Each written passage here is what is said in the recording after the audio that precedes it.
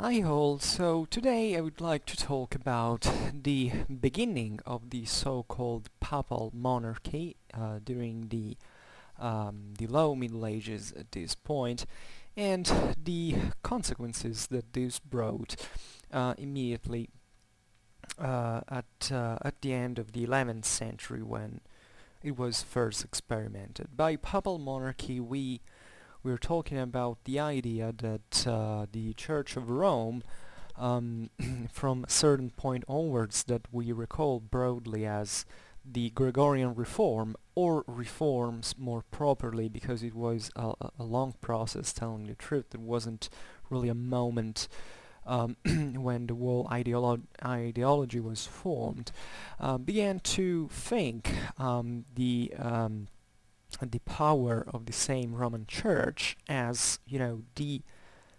great arbiter, the great um, authority, arbitrator, and judge, in a certain ways, not just of ecclesiastical matters within the Catholic Church, but also towards the secular power, so even over the emperors of the Holy Roman Empire at that point in the West, and obviously all the subordinates. Recently we talked about, I made a video about the rise of the reformers, so those figures that more contributed to the birth of what would have eventually become Papal Monarchy, and especially the environment and the causes, that brought their rise. I would have to talk about, the clash between Gregory VII and Henry IV, which was one of the most dramatic moments in the clash of the so-called investitures. The idea that there was this struggle between the Pope and the Emperor on who would name not just the bishops, but also the same Pope that had been practically the major political reason for which the same reform had taken place, and we call it the so-called Gregorian reform, exactly because of this Pope that was one of the most important in Roman in the history of the Roman Church, that is Gregory VII, as I believe any of you already know, who is mostly famous for his clash against Emperor, as we were saying, against Emperor Henry IV, and for having written down the so-called Dictatus Papae, which means the Pope's dictate. Um, that was a list of prerogatives that belonged, now, according to the same dictate, to popes, and that obviously, was a bit emblematic of the whole set of reforms of the Catholic Church at that time, because it stated essentially that the Pope was the head and the arbiter of the whole ecclesiastical and political and secular affairs. So I will surely make a video about the clash between Henry IV and Gregory VII, but for now I want to focus on the ideological level of this struggle, from the conception of obviously of papal monarchy, but also and especially about the consequences that this brought into the Western world, because it was something it wasn't something that went unnoticed, and it definitely had a lot of consequences in all Western society. In many ways, it's one of the most important events in Western history, indeed. And first of all, we have to say that Gregory VII fought for papal prerogatives in a very coherent and bold way. At the same time, the character of this Pope is also extremely important to understand. We will see that more in depth when we will talk about the struggle, but we must think of men who had a very, um, let's say, a very clear idea of what to do. You know, you see that many times in history, um, some major events actually take place because there is a leader who carries on with an extreme mental lucidity and a great intelligence in understanding the goals, the objectives, and of course how to achieve them. And this can be all for good and for evil. We don't. I'm making history, you know, in the more objective way as I can, and this is a matter of subjective judgment. But you can see how important this determination is in these in these phenomena. And and Gregory VII was actually doing something. I mean, I make this premise to say that some people might criticize the Gregorian reform from an ecclesiological point of view. It's actually you can't say that this was the cause of all those movements of protest that followed in the centuries up to the Lutheran reform. For this papacy that had become substantially a secular power just like the others, and being in plus supported and strengthened by these ideological prerogatives that from the Gregorian reform onwards put it over all the other world's powers, at least theoretically. So you might criticize that negatively or positively depending on what your views are. But relatively to the problem of the investitures, there is to say that indeed the Gregorian reform started from a moment in which indeed the Church had been heavily influenced by the political decisions of the Holy Roman Emperors that had a huge power and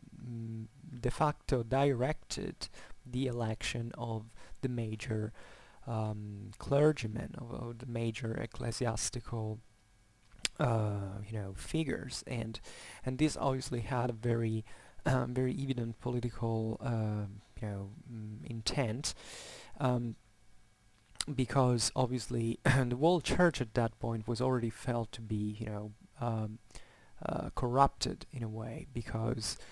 these high clergymen like bishops and archbishops, etc., were essentially members of those same noble families that ruled the secular affairs of Europe, and that therefore were placed in some very important charges, like being a bishop or archbishop or even pope, to direct the great wealth of the church towards certain political aims, etc.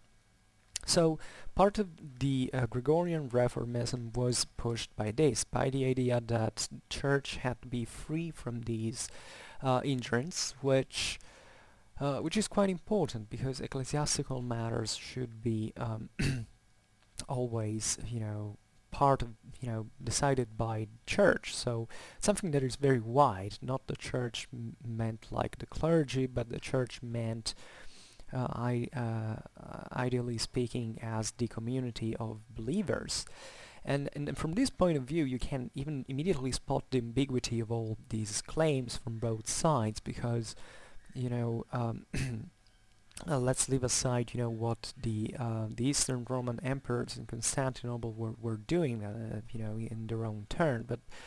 reasoning strictly from a Western perspective, you notice that emperors and kings indeed had something to say, religiously speaking, because partly the protection of the church laid in their hands, and this is something the same church had pushed for in some measure, A new order was needed, a new organization, a new it was a matter really of creating order in a very disordered system. So when Gregory VII fought against this against these imperial ingerence into churchly affairs, he was extremely acute in in attacking the adversaries, the rivals, with an extreme lucidity, as we were saying, using all the weapons that the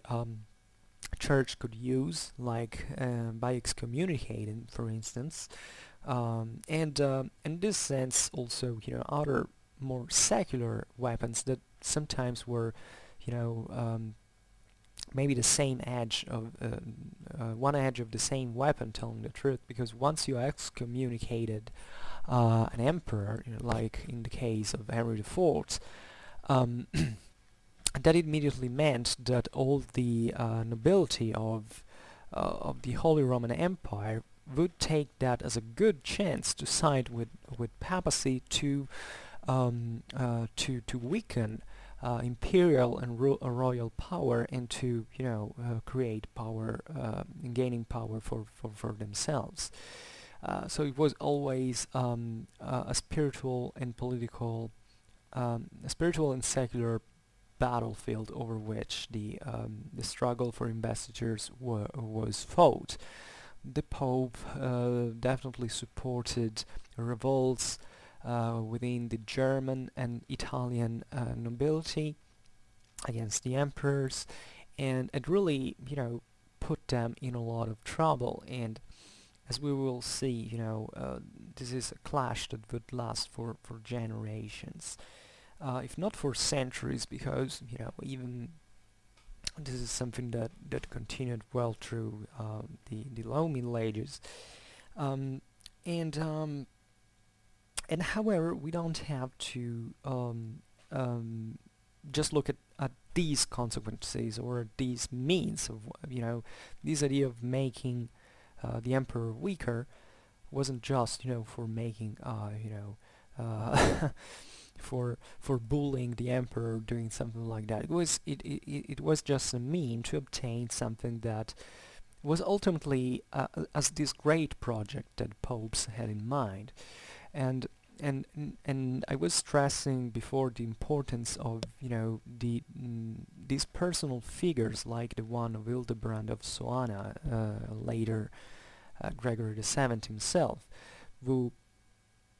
who was an extremely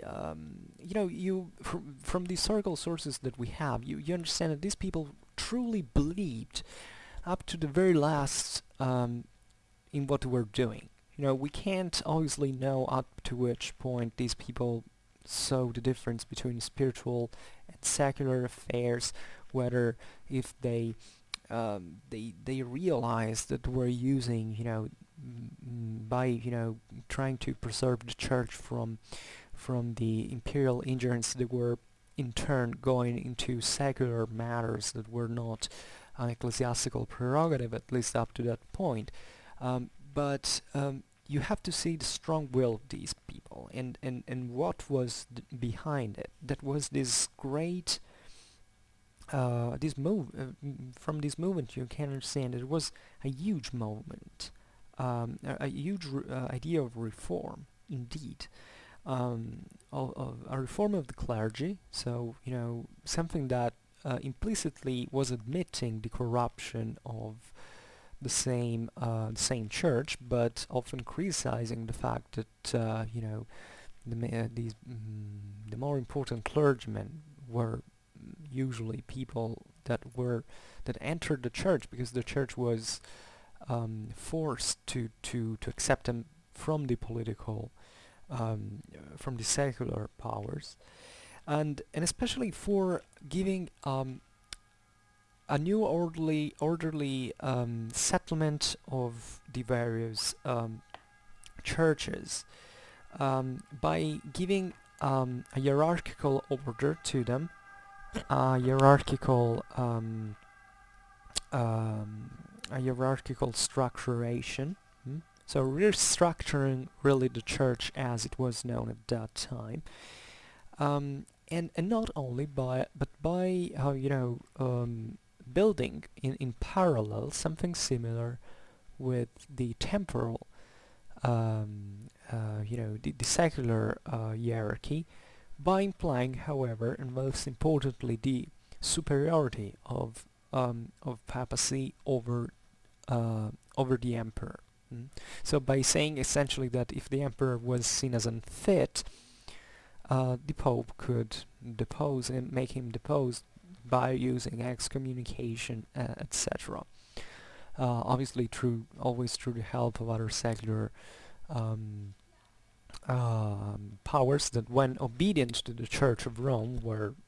became tools in the hands of the popes. Um, and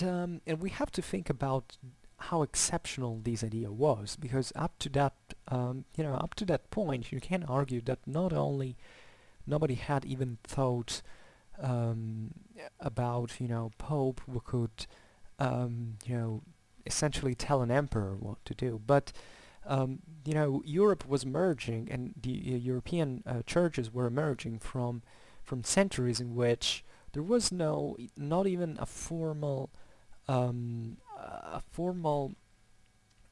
intrinsic superiority of the Church of Rome over the other churches. That is something that was being begin to build relatively recently. And even if since the times of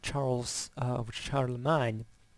the church had seen this relationship with the empire as a mean to aggrandize herself, and by even seizing very important secular dominions, the preeminence of the Church of Rome all over the other churches was something substantially new, and really revolutionary, and really something that, as we know from history, turned into reality, into factual reality, especially during the Middle Ages. The beginning of the 13th century, the end of the 12th, were the moment of greatest secular power of the Church of Rome. Hence we talk about Papal Monarchy, because it was something felt to be even superior to the the secular rule at that point. And and by saying this, we have to recall also another point, that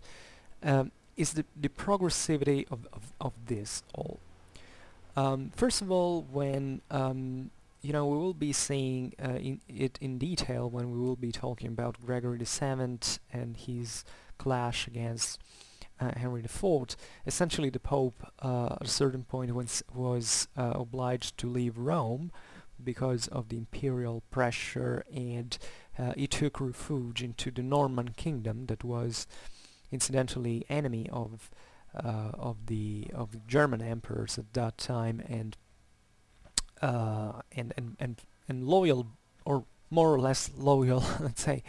vassal of the Church of Rome. That's how the Normans got the kingdom of Sicily, by having it as a vassal state formally of the Roman Church. And he died in exile, and in Salerno, in southern Italy, into the Norman dominions. It's very famous, the phrase of Gregory VII. I loved justice, and I loathed iniquity, and hence I die in exile. This was the character, and you can understand what was the real matter there. He thought it was a matter of justice,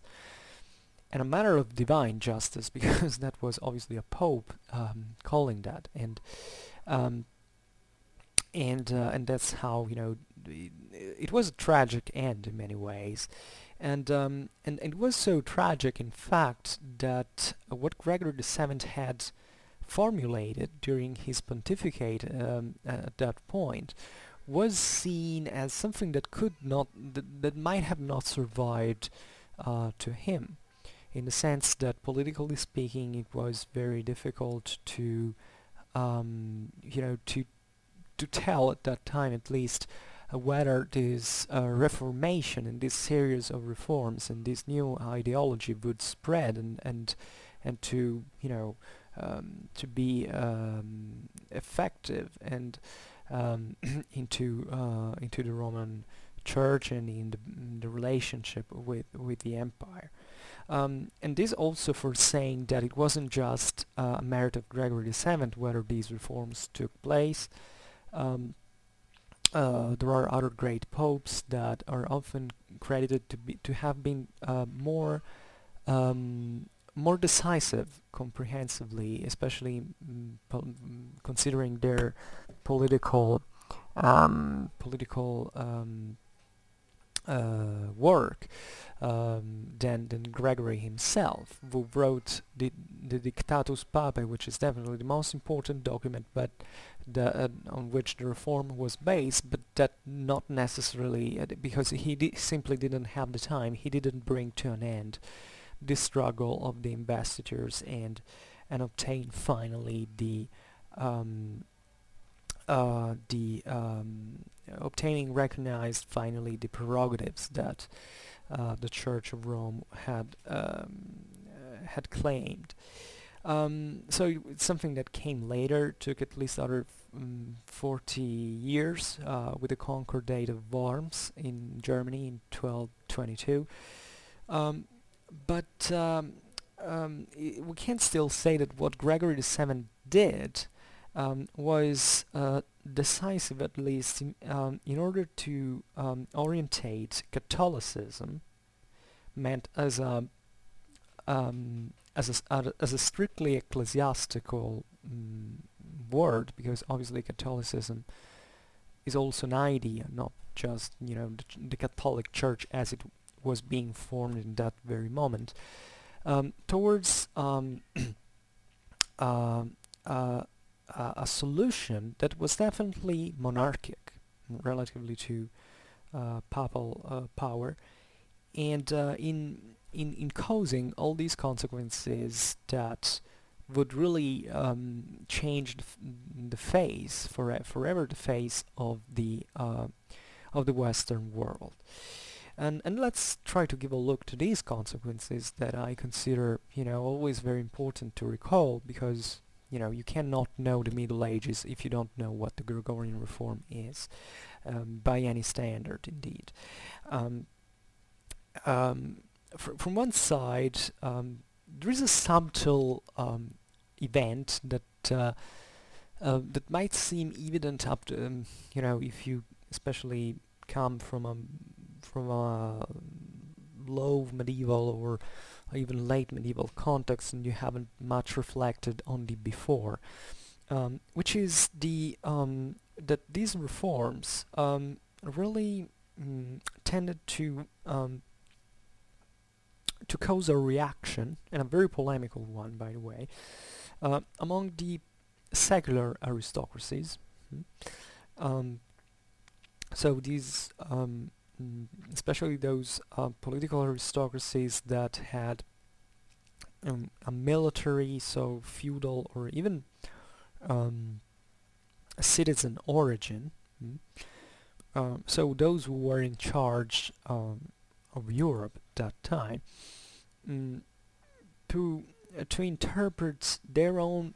civil function, so their fully secular function, in a different way, and especially in a more autonomous way, in respects to the ecclesiastical organism, by increasing, especially in the following centuries, to exist with it, but in an increasingly articulated way. What does this mean? It means that before the Gregorian reform, the Church was felt in many ways, in spite of all all the transformations, to be seen as the Church, as something that was actively cooperating with was part of society, and although it had an autonomous organization, was essentially supportive of the whole system, including the political one. Obviously, with the birth of Papal Monarchy, things changed because this meant that there was, in parallel to the secular authority, um, an ecclesiastical authority was secular itself at that point. So a sort of of competitor to secular rule, and we're not talking just about popes and emperors, because you might think that it was the usual guys at the top clashing while all the poor other guys in down were suffering of it. No, this was very transversal into the medieval society. If you see, there have been lots of clashes both in the feudal world and feudal and communal world between secular power and ecclesiastical power. Take, I don't know, how, and in very variegated way, the clergy did really was often, in contrast with secular nobility. Pish, bishops were quite often in contrast with the birth of the communal movement in the cities. So it was a matter, it was a contest over effective power, over concrete power, and the church in this sense was seen always as something always more distant from the civil order, and a sort as a political system that heavily interfered at all levels with the rest of the secular politics. And this was strengthened, by the way, by the fact that the Gregorian reform was successful, which means that the church in many regions of Europe began to have a lot of prerogatives and of powers that formerly not even the secular powers had. Think about for instance, the immunities that the church had. That surely wasn't born with the Gregorian reform. It's something so ancient as the recognized church itself. So since the times of Constantine, you can argue. But in the Middle Ages, this difference, this para entity was really felt, and you have to wait essentially with the modern age, and finally with the contemporary age, before these parastatal system of the church, organism of the church, it was effectively resized and redimensioned, politically speaking, by secular powers. Throughout the whole Middle Ages, the Church of Rome played a huge political power all over Western Christianity, and not only. And it was definitely, a mandatory, interlocutor in all political matters taking place in Europe. Also because, in fact, the church was physically everywhere. This independently from other movements that obviously were emerged more or less spontaneously within the same church, that maybe were saying that we should maybe be a bit more detached from Rome and pursue as a national church, for instance, the policies of the local rulers, for instance. But overall, you can argue that at least until the Lutheran Reformation, this this thinking was relatively weak, maybe with some exceptions. Take the French Church at the beginning of the 14th century or other, but And it's not surprising from that point of view that France was the most powerful political entity in Western Europe at that time. So uh, this ecclesiastical power um, really changed the relationship between within the same political world in Western Europe. Um, and this is one major, probably the largest, consequence, at least from an eminently political point of view. Um, and at the same time, there was also, and this is perhaps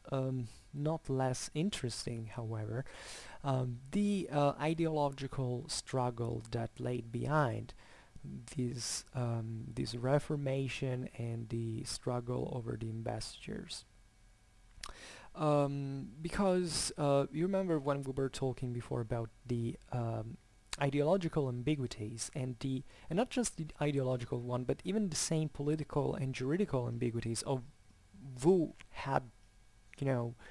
who had to be in charge really into the Western world, into the Christian world. It had to be the emperor. What were the limits of the Pope in this, and the limits of the emperor towards the church? These were all very, very crucial questions that were posed at that time, and even before the Gregorian Reformation, there was a lot of propagandistic production, a lot of writing,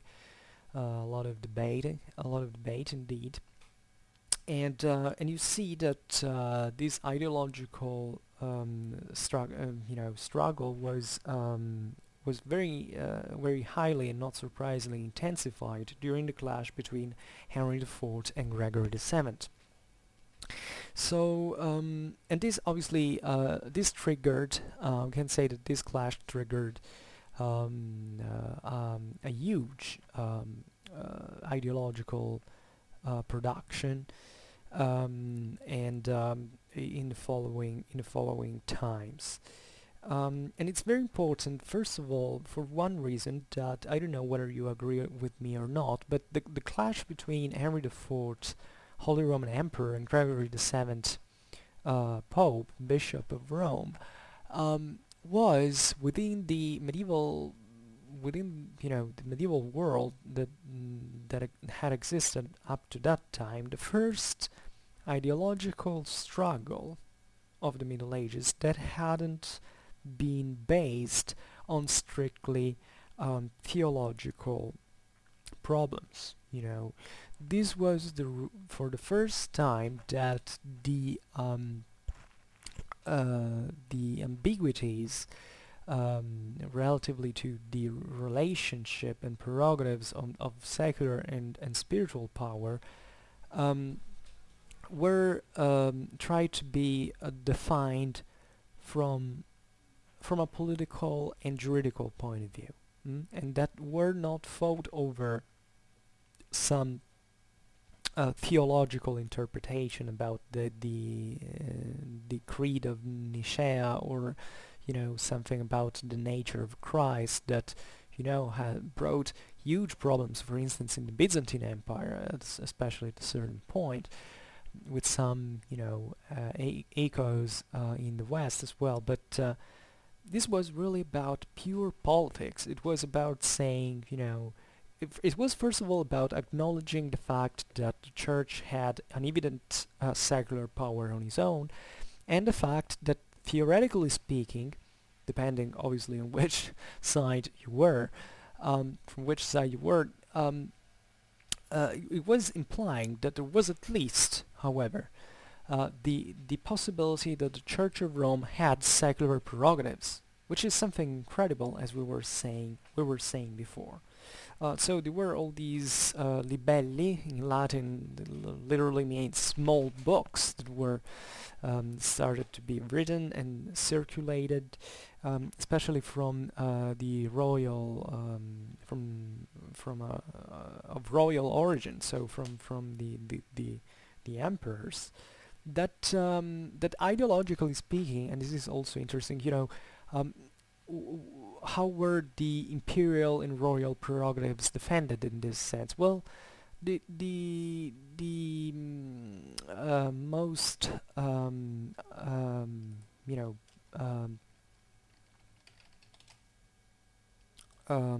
influential and authoritative position was definitely the one that looked back at Carolingian and Ottonian times. So those times that had represented the peak of imperial power within the what would have become the Holy Roman Empire. So in which the Carolingian and Ottonian rulers had a substantial power, especially the latter over the papal election and that the fact that they hadn't been contested as such. There was a continuity with the past by saying that look what the Carolingians and the Ottonians had done. Figures like Charlemagne were taken as even historically speaking and just symbolically and propagandistically speaking as the most absolute model of what an emperor could be. Charles the Great was considered the greatest ruler, we can't say of all times, but within the Christian world in the West. Just by saying that name you recall perfection, this idea of greatness, and that really played a lot in favor to the imperial cause, and obviously the closest dynasties that were present, before the Salians that fought the struggle for investitures were the Ottonians, who incidentally hadn't had those problems and that contestation from the church, and that who therefore were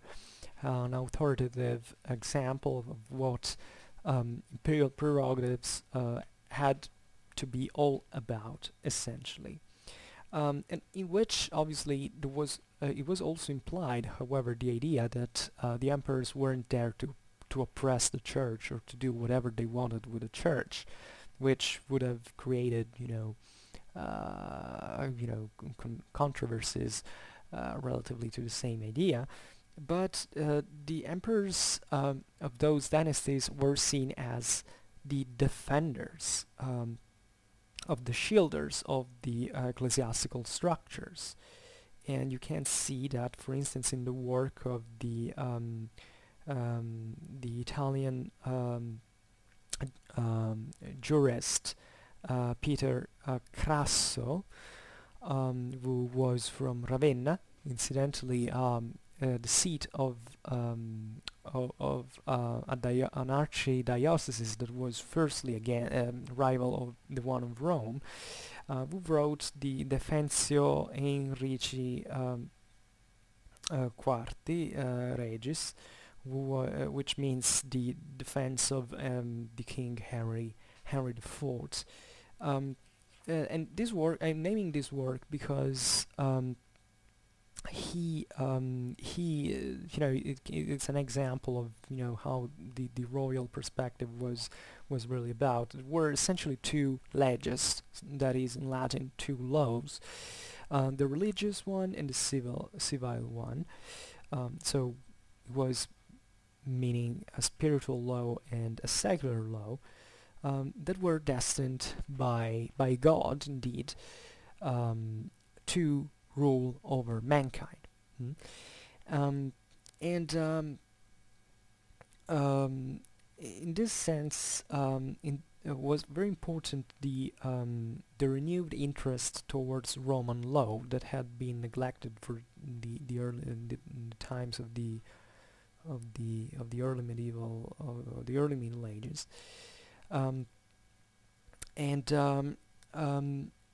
because the idea of a Roman law was a great help in front of the ideological aggression of papacy towards the emperor. And why? Well, quite obviously because it owned an autonomous legislative tradition. The Roman law that we are we're talking about was the one of Theodosius, of the Codex Theodosianus, eventually reorganized and completed by the Emperor Justinian. These codes were essentially lost in the West for centuries, and the Germanic, the Roman Rite went essentially had autonomous developments in Western Europe, but it was very weak, and very few people knew it anymore. It was the Germanic laws that had taken its place, but the Germanic laws were relatively simple for the world of the 11th century. That was obviously in great development, especially into those areas of Europe who were fastly on the rise. And the Roman Rite that was being brought through, from the East through these manuscripts that the Greeks had obviously preserved, because it was their own law. It was the one of the Eastern Empire were being brought back by the Italian jurists, who were extremely well versed into law, and were the leaders in the juridical thinking of the Middle Ages, especially in secular matters. They start bringing back this rite and Roman rite, and the beautiful thing about this is that the Roman rite had been written, in fact, into this late antique period in which the Church had not directed that legislation, because the Church at that time behaved like the Church and was even subservient to the emperors, and the emperors were therefore legislating. Saying, by the way, to be inspired by God, definitely, and from the power that God had given to them as emperors, and therefore creating a law that was seen like the reflection of divine perfection over society, and therefore this meant that by bringing the Roman law back, the Holy Roman Emperors who supported these initiatives, especially in Italy, in fact, were trying to say to the Pope, look, the other emperors in the past didn't need any Pope to tell them, or any church to tell them what to say in terms of law and of secular affairs. So by this, the justification of royal power was deeply felt, as a viable path for fighting against the papal power, and this tended to push towards the idea that there was no intellectual nor moral subordination of the Holy Roman Emperors to the sacerdotium, so the religious power, and which the Gregorianism was trying instead to transform itself into a juridical subordination of imperial power to the papal one. So you immediately understand how important, how many implications there are relatively to these matters, and how the Gregorian reform really reshaped the Western world, and how it entailed and caused so much culturally, politically, spiritually speaking, juridically speaking, and so on. And we will be coming back on this on these ideas, because this is really the heart of the Middle Ages. At least in the Western Middle Ages, this is probably and possibly the most important chapter of all. So I hope you enjoyed this video. If you did, please share it, or leave a like, or subscribe to my channel to receive further content. And as always, I thank you very much again for watching. I wish you a nice time, and see you next time. Bye.